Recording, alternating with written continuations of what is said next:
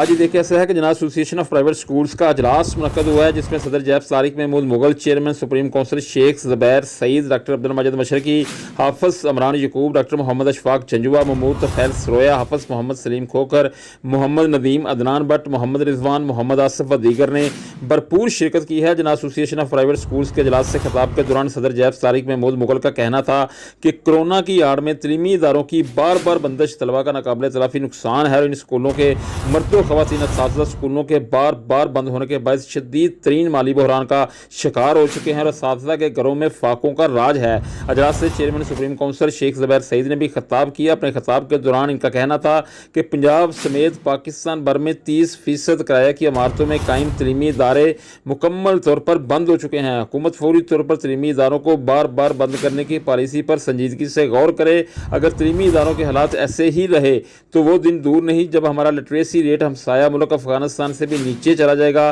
جبکہ اس موقع پر ممتاز ماہر تعلیم علامہ عبدالمجید مشرقی کا کہنا تھا کہ حکومت تمام اسکولوں کے اساتذہ کی مکمل ویکسینیشن اور SOPs پر عمل درآمد کے باوجود اسکولوں کو بار بار بند کیوں کر رہی ہے، جبکہ تعلیمی اداروں کے علاوہ تمام کاروباری مراکز قانونی حالات میں بھی اپنا کام جاری رکھے ہوئے ہیں، جو تعلیمی اداروں کے ساتھ سراسر ناانصافی ہے۔ جناب ایسوسیشن آف پرائیویٹ سکولز کے اجلاس سے خطاب کرتے ہوئے حافظ عمران یعقوب، حافظ محمد سلیم اور احمد